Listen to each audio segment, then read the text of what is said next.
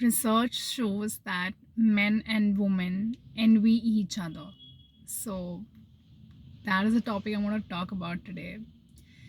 So, I recently read a news around a research that has been conducted, and there were certain points that were talked about, like how men and women envy each other in certain aspects, and you know just very amazingly, the whole the story just appeared in front of me. I mean, i I always see completely very two extremes. It's very, we are all very, the humanity is very imbalanced in certain ways. I see two extremes of things that are in the community or things that are in the world. So this is my perspective, this is my interpretation. you know and of course you feel free to say that I don't agree or I agree or whatever, in the comment section as you feel like. So one kind of extreme that I really see in our world is, especially I don't know, especially when YouTube started and everything. I don't know, there were a whole lot of videos, and still there are, but before there were a whole lot of videos around, how to, get a man to like you. How to, no, no, it's not like that. Just a second.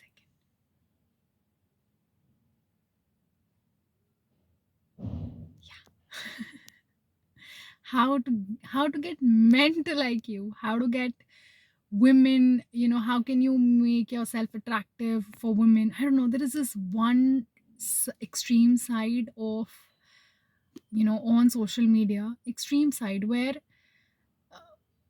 and I don't know, I mean, videos like this, which are very, they're very herd mentality. Okay, how to get a man to fall for you, how to get men to fall for you, how to become charming in front of women, all these stuff. I never got that stuff ever in my whole life. Isn't it like that? I mean, all these videos are very ego based, and ego based, attention based, and it's okay. You might see, attention is very superficial. Attention is going to die out very quickly, you know. Uh, as I said, I am completely open, and of course, you can agree and you can disagree in the comments. But really, attention is very ego based and it's going to die out very soon, you know. And what these videos I want to talk about is how to make people like you. But isn't it stupid? I mean, if you're ever looking for love in your life, if you're really looking for a meaningful connection in your life, won't you want to be yourself? Then to be very presentable and charming and get attention of the opposite gender. And these videos talk about how to get, it's like it talks about how to get men fall for you, as if it's some, and they really program you. If you open up these videos, they're really programming you. You have to behave like this, you have to, then there are videos like, you should, maintain your worth, you should say no to things. And I don't know, just really some videos like you have to really act crazy and weird. I don't know, like if to start saying no a lot, then you can get a man to fall for you. I don't know what's wrong with these videos, and I never got. And really, very seriously, these relationship coaches were talking about it on a serious note, and I never got the whole idea. And I never got the whole idea why, in a video and everything, they would really use, you know they would really stereotype men altogether, that men do it like that and women do it like that, like as if they're literally, the whole world is divided into two, rather than like how my soul sees, everybody is a beautiful expression of God itself. But from an ego perspective, from a very superficial perspective, I feel that they were trying to divide world into two. How to get men fall for you, how to get women fall for you. And if you're really looking for certain, you're really looking for true love in your life, won't you want to be yourself? And then whoever gravitates towards you, or who you feel inclination towards, when you are being yourself, you know, that is going to last longer, isn't it? And I never got the whole idea about all these videos, you know, do this and men will impress, do that, and women will get impressed. I never got the whole idea of these whole videos. Like, it's a very herd mentality. Rather, I feel that every human, every soul is a beautiful expression of God. Like there are a million expressions of God, but we are very superficially trying to divide the world into two. They're really trying to program us into man and women. There's this one extreme, and then of course this research and this research reminded me of the other extreme, that has always been there in the world. So I'm gonna read out some research, things out to you, like how men and women envy each other, and we're gonna discuss about it a little.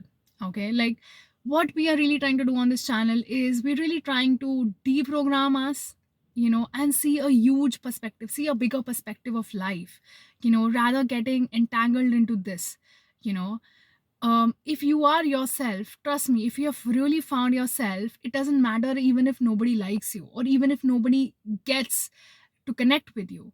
you know it's okay.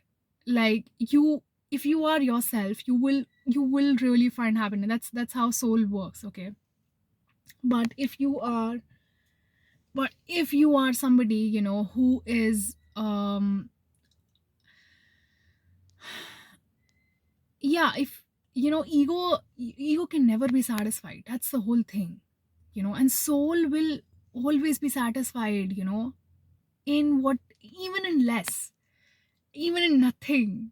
That's why Shiva is nothingness.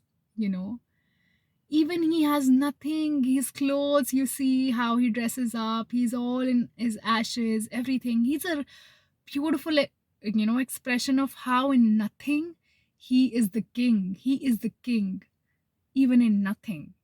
That's the beautiful expression, of how he carries himself. you know Whereas ego, you can never satisfy it. Even if you have, like, that's why these you know thumbnails are like how to get women for, and they're very tricky, literally very tricky, and they're really trying to program each other, both genders, to like each other, uh, in a very programmed way. So they will tell you not to be yourself, but to be this, charming image, to be this charming ego. And I just never got that idea. I would want to be myself, and even if nobody likes me, it's gonna be okay. you know Even if nobody, and being that charming and everything, people are going to like you. But love is, of course, love is something else. So let me just read this research to you here. So the analysis revealed significant differences between men and women in the nature of their envy. Women expresses envy towards men in domains like social advantages, such as salary, prestige, physical strength, an absence of menstruation, childbirth, and menopause. Men, on the other hand, envied women for their physical attractiveness, ease of seduction, ability to perform traditional female tasks, and motherhood. Some categories, such as safety and tolerance, were shared by both genders. For instance, women envied men for not having to fear being alone, while men envied women for being protected by men. Do you see this research? Would you really figure it out? Rather than, understanding, like, of course, this last line especially, women envied men for not having to fear being alone. Okay. So, while men envied women for being protected by men. Literally, they, if you really read, if you really heard this, what I've just narrated you, this research, it completely shows that how they both are each other's companion. And there is nothing, we are really putting into our minds that we have to really compare each other and envy each other in some ways. It's very 3D programming, and it is really, and it gets into our even into our relationships. you know we have seen men a lot, sometimes in relationships they don't like that women does more, you know and oftentimes even society, uh, puts a man, sees uh sees man not in a good light because he is not earning more, than his woman. So you will find these instances, like, all these comparisons, all the 3D programming, if they come into such intimate relationships, then it's really going to, go down the drain, rather than enjoying each other's differences. you know like, men envy women, for being protected by men. They are themselves protecting and they're envying it, and women are envying men for, like, of being alone, they can be alone. So it's so much represents that they're both differences, are so unique, and how they need to be in companionship. Like, these differences just so much fit together. You know what I mean, like, because of these differences they really fit together, you know rather than envying each other for it. I don't know how much of these, news and everything is correct. I don't know really what kind of research is it, like, true they've really done it on, I don't know, like some true human people, I don't know what. But but even if it is there, and yes, I cannot completely deny that, yes, this 3D programming of comparison, starts from classroom, starts from, from a very, from the very beginning, and it goes into our, even to our relationships, even into our intimate relationships. So it's a very stupid idea, rather than celebrating each other differences. And because of those, imagine men, like, for men getting envy women for motherhood. If you see something as yours, if you see something, as, if you embrace your partner, then, you're inclusive of it and it is yours, right? In some ways or the other, you can also enjoy the motherhood in that sense, you know so I don't know. rather than you know rather than enjoying each other's differences, we are getting into comparisons. you know I don't know, it's such a just a perspective that I needed to keep, right? So yeah, I'm not saying that, of course, not everybody I feel is that way, but yeah, I still wanted to so much discuss around this. I also want to discuss about the three waves of feminism that have always been there, and um and this has always been the case, even with the waves of feminism that have happened. So, when first time, some women writers, they came up and started writing, so they used to use pseudonyms, right? So, uh, they used to use false names. So, for example, there is a woman, let's say Elizabeth. So she would use a name of a man, for example, George Eliot. And I think George Eliot was actually a woman, you know. I think George Eliot is a pseudonym, if I'm not wrong. So George Eliot was actually a pseudonym of a woman, and she used the name of a man, like George Eliot. Yeah, and I hope I'm not saying otherwise. Just cross check Google once. So, so when the first wave of feminism happened, So they used the name of a man, so that they could also come out in the market. They knew that they have to hide under the name of a man because that's how they'll get recognition. Then the second wave happened. Now women started writing their own things, right? And but they used to write, so much, yeah, they try to write like man. Okay, they try to write like men so that they get their publishings done, right? So yeah, one thing is that. And the third thing that happened, the third wave, by the time the third wave happened, the women started to recognize that we are different, and our voice, women's voice, very, is needed very differently in the world. Rather than we trying to become like men or hide under the names of, men's name, we should, start writing from a woman's perspective so that women readers, they are able to relate to us, you know in the second wave of feminism, men used to write about women from their perspective. They, of course, it's very difficult for both genders, to understand each other because they are different in nature, you know rather than, of course, they're different in biology and stuff like that. And of course, society has brought them very differently. Society is very imbalanced and very, it teaches women completely, imbalanced way, and then it teaches man to be in a very imbalanced ways. Society is very imbalanced, right? And of course, there are social differences. Yes. For example, I think a movie bhi thi. For example, I shared it on my Facebook. I mean, it's not on my Saying Crackhead, but yeah, I saw this story of a guy, and of a boy, and he used to learn Kathak. So he was talking about how he was getting bullied for learning Kathak. Like people would say slut, or people would call him, by different weird names. Very feminine. Slut is not a feminine name. I don't know what. But they used to really, basically they taunt him like you're a very feminine qualities in you. Like, so what?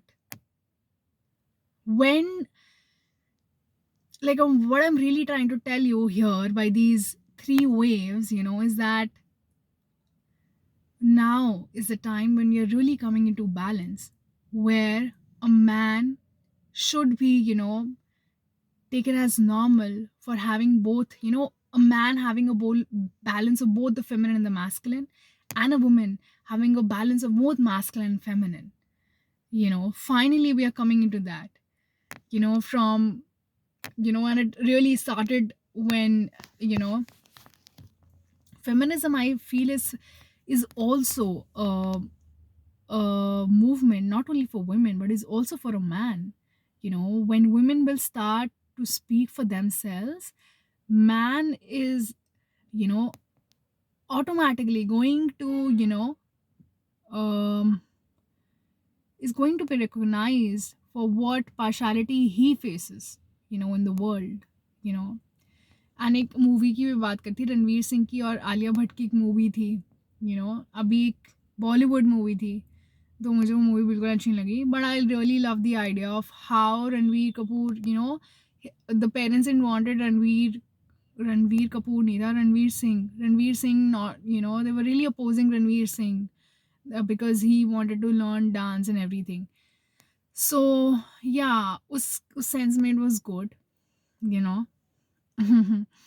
And how they wanted, Alia Bhatt, the heroine, they wanted her to, to be little submissive, and so men and women are very socially programmed. Yes, the social differences are really created and programmed into them. They are told that you need, they told women you need to be submissive, and they tell man to be like very loud or something, you know uh yeah, like it's very weird for a man to show a little feminine qualities, in him. But I think feminine men are the most um balanced, you know They're very balanced, and I don't know, I don't get the whole idea. So, of course, their difference, basically, what I'm trying to say is yes, there is a difference in nature. Yes. And, there could be some who are more in their feminine qualities, there could be some who are more in their masculine qualities. There are differences, you know, but, uh, but rather than celebrating these differences, we are envying each other in some sense, we are fighting with each other in some sense. So, yeah, I just so much wanted to discuss with this perspective, why there are such extremes that we find in a society, you know, and yeah. And of course, when the fourth, by the way, by the time the fourth feminism occurred, people started to the third feminism, wave of feminism came. Women started to realize that how we are different, and it's okay to be different, and we don't have to become like men. Women started to really think for themselves. After touching that extreme, they started to come into balance that we don't have to become like men. you know and we, because it is a masculine world, so men are kept at pedestal. So women started to really really think that we don't have to become like men. We can be ourselves, we can be feminine, you know and it's okay. Rather than embracing the differences, we are either trying to be each other. And this is very 3D programming, this is very, that comparison programming.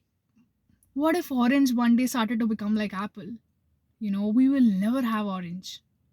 And orange is so needed. I mean, I like oranges. I like apple too. So yes, you're getting my idea. Like, if you see all the species of even plants and animals, everything is an expression of God. Rather than dividing the world into two, I think it's everything is expression of God. I'm coming back to where I started, and how we are being programmed. And when you let yourself be, when you really connect to God, you will find your nature. Are you more masculine, you're more feminine, you are completely perfectly beautifully balanced in harmony. So when you connect to God, you will completely find your nature, and you don't have to really really listen to all these relationship coaches. Not all, but some coaches, which I don't know, I find very weird. It's my perspective, please. And yeah. And yeah, the other extreme is that, men women don't have to become like women, and men don't have to envy women for certain ways. Instead, they should, they can embrace each other. So what's this envy for? So yeah, that was my video that I really wanted to do. you know yeah. Thank you for watching the video.